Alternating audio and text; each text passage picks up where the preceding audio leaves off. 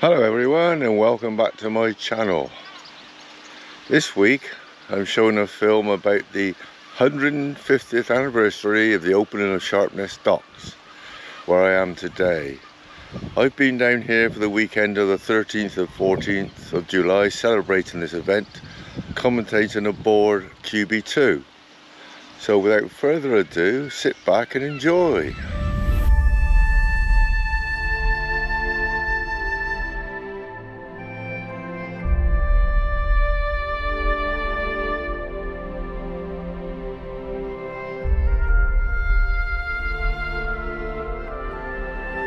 Why was Sharpness Docks built? Turn the clock back to 1827, when the 16-mile Gloucester and Sharpness Canal was opened. Here at Sharpness was a tidal basin and lock out into the River Severn. Although known as the Old Dock, it never was a dock, simply the entrance to the canal for ships to travel to Gloucester. Within 40 years, ships had become too large to navigate along the canal to Gloucester. Nothing for it to build a new dock and call it the New Dock. The navvies moved in and were soon digging out the large dock basin, lock and outer basin, and two long piers out into the River Severn. Once the dock was opened in 1874, ships had to enter the port from the River Severn between the piers and into the outer dock basin to be locked up into the new dock. No easy task on a large spring tide running past the entrance at about 12 knots. Accidents happen, and on the 3rd of April 1947, a British ship, the Stancliffe, stranded on a tump of sand as she swung to enter the port. She was carrying a cargo of timber, and soon the vessel broke her back. During a period of many months, local man Ivor Langford salvaged her, and the ship in two halves was towed away to Cardiff. Before the advent of modern ships, with bow thrusters and highly efficient rudder gear, large ships entering the port would be accompanied by two tugs from Avonmouth to assist, one on the bow, one on the stern, helping the ship around the pier and into the lock. To celebrate the 150 years of the Port of Sharpness, the Canal River Trust organised a special weekend with exhibits, boat trips and guided walks. Over the 2 days, hundreds of people came to enjoy themselves in glorious weather.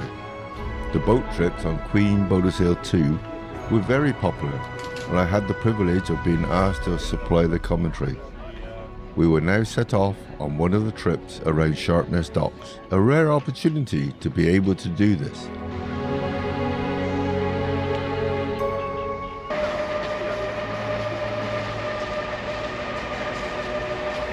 Now when the dock was built, it was nothing like this. It didn't have a stone wall all the way around. On the right hand side of the bottom was just a mud bank. And when it was opened, it was in the days of large sailing ships. And they used to come from around the world, mostly carrying grain into Sharpness from Russia, Australia and Canada. And it was quite like a valuable cargo. A lot of grain came into Sharpness, which today we still handle grain. On this, on the right here, you will see this berth where the troubadour is tied up. This handles bulk cargoes like fertilizer, grain, the minerals, and sometimes some of it's in bags, but a lot of it is bulk, and it gets unloaded and usually dropped straight onto the lorries and they're taken away. This berth used to be a timber berth. Now believe it or not, Sharpness in its heyday was the third largest port for importing timber in the UK. It used to come in like it was going out of fashion, and mainly it came in on Russian ships in the days of the USSR, and it was offloaded into lighters and taken up the canal to Gloucester, where Gloucester was a large timber port. The Russians were always known as highly suspicious, high security around them, and but Sharpness is a small community port. It's Gloucestershire's, known as Gloucestershire's country port, and the local men formed a football club, And when a ship from the USSR came in, it wasn't unknown for the crew to get together, go over to the playing field and join in and have a game of football with the local lads. They were known for it, and they mixed in well with the local community. Just on this knuckle where you see the bits of grey slabs stuck up vertically, there was a coal tip, and that was a coal tip to feed the ship. The coal was brought over the Severn Railway Bridge, which opened 5 years after the dock, and the coal came from the Forest of Dean in down South Wales into the port and onto ships to take away wherever they took it. But some of the coal was used as bunkers for the ships, and that was put onto the ships during the hours of darkness for some reason, using local labour to do that dirty job. Now in the corner you'll see a tall ship. Looks amazing, lovely looking ship. Unfortunately the company's gone bust and she's here laid up. She's fairly modern, she's a sail training ship, and sad to see, but a couple of weeks ago there was a second tall ship here which was in the shipyard in the dry dock, and the two of them together, it was an amazing sight, wonderful sight. But she's gone away back to sea. You'll see as we turn the corner there's a bit of a scrapyard for ships, because inside is a lightship, which some of you may remember when she was used down in Cardiff Bay as a tourist attraction come cafe. But there again, that company went out of business and she was brought up here to lay her up. And inside her is an old Mersey ferry, which has been here a long time, and to be fair, looks beyond repair. Now on the right here is the high, tall grain silo for storing organic grain. This was built in the 1970s in a matter of days, with a modern technique which I can't explain, but someone did try telling me a few weeks ago. It was amazing how they built it. It doesn't get used that often, but it is still in use today. Alongside the tall ship is a tug, an old wartime tug, and privately owned, and the previous owner used to keep her in pristine condition. Absolutely remarkable, lovely looking tug, but she's been allowed to deteriorate and looking a bit sad today. And also dead ahead is the black barge called the Turley. She was a grain barge, and I was skipper of her in the 1990s, and we used to load grain at Sharpness to take up the River Severn to the mill at Jigsbury. We ran the Turley and the Chaseley, two lookalikes. The Chase has been turned into a family home and is now away somewhere, I believe maybe Portishead. But this one, the Turley, again is in private ownership by a couple who plans to cut her in half, shorten her and turn her into a houseboat. She's waiting to go into the dry dock. Talking about the dry dock ahead of us is very large, and one of the very few dry docks left working in the southwest. There's not many around these days, and Sharpness Shipyard have got a good name for how they get the ships into the dry dock, repaired, etc. and away. Sometimes you'll get two vessels in there together. A dry dock is that large, and at the end, when a ship's in, at the end there is a viewing point, like a viewing gallery by that red bit at the far end. You can walk down there and stand and look at the ships in the dry dock. Now we're passing the lock, which goes out to sea. The lock, and the other end of it is a tidal basin, and then the entrance out into the River Severn. Modern ships today are too long for the lock, so they have to use the basin and the lock as a lock, and it takes an hour to lock a ship up and an hour to lock her back down. But that's how it is. Modern ships, they're remarkable because most of them have got bow thrusters. They've got amazing steering capabilities, and they can turn around in this dock where we're doing today on their own without the aid of tugs. They swing themselves around, and they're almost the length, almost the width of this dock. There's only a few feet to spare either end when they swing round, and it's remarkable to see. Alongside us on the right is a small cutter suction dredger, and more about that later, but bear that in mind. That is a cutter suction dredger, and it all happens underneath. You can't see what happens is underneath.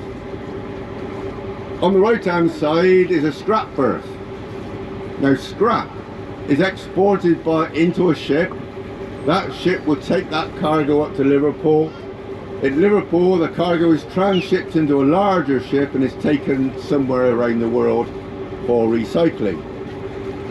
As you know, the price of scrap varies from week to week, and I would think by looking over there today, the price of scrap may be not so good as it was recently, because there's not a lot there. In good times, it's piled really high. Now we're coming up to dragging off a cement, the cement works, the most popular cargo into Sharpness. Each week you get 2 or 3 ships from Santander in Spain bringing bulk cement here, and they put that pipe into the hole. It's sucked out and it's all emptied in a matter of a day and a half or so, 2 days. That ship is emptied, turned around and goes back out to sea. Sometimes we have a ship waiting behind, ready to take her place on the berth. It's that popular. Cement, it's like it's going out of fashion. And it's not just here it comes in, it's all over the UK. Cement comes into the UK. I don't know how many tons a year, but it's got to be a lot of cement coming in.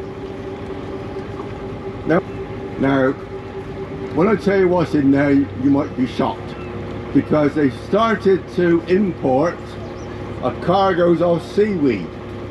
It comes from the Arctic, and seaweed comes in, and they tell me it goes to women's beauty products.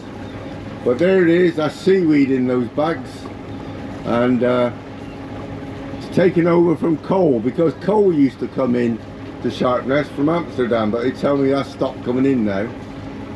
Here is a grain silo, able to store 10,000 tons of grain, and where I used to load the grain when I was on the Turley. But very, very sad, last week it closed down for the last time. It's closed down, the company's pulled the plug, and that's the end of that. So what will happen to that building, who knows, but it's very, very sad, and I've got fond memories of when I used to load the grain there. Great times. Now, coming past now a warehouse called North Warehouse. There was 4 of these in the dock, originally built when the dock opened, and grade 2 listed building. It's been made watertight, it's been renovated, but sadly it does not conform to modern working conditions, so it lies there empty. And what they'll do with it, who knows, but it can't be knocked down, but it's got to be looked after, but it can't be used commercially.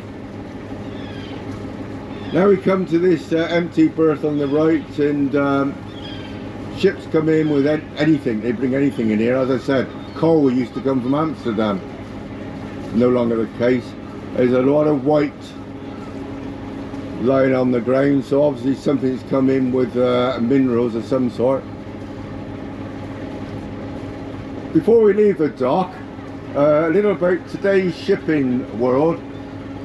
Every ship which comes into Sharpness and leaves Sharpness must have a pilot, and the pilot is picked up off Barry, and the trip takes 3 hours 20 minutes to come up.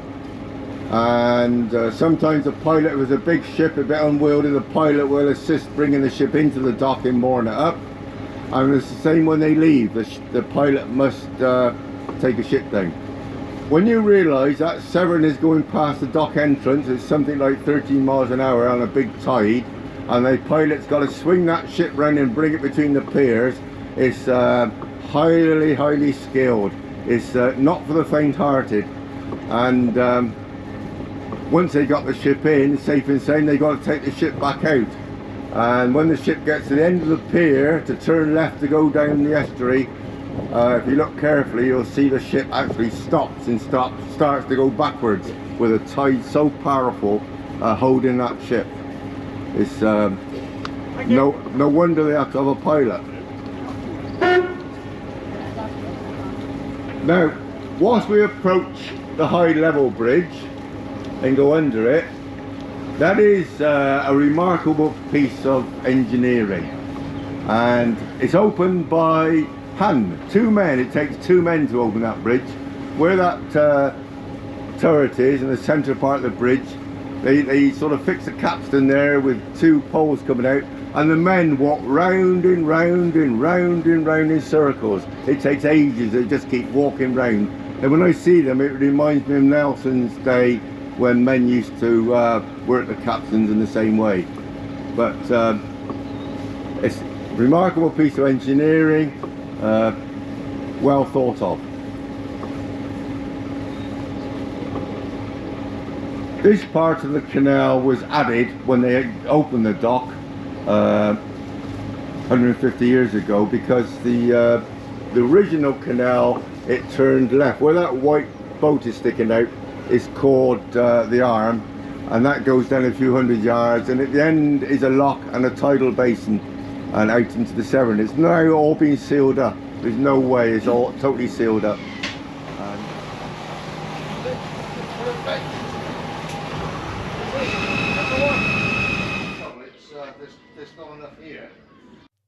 Thank you for watching my film. If you liked it, why not subscribe to my channel and hit the like button. Meanwhile, I look forward to meeting you all again next week with a new film for you to enjoy. Bye.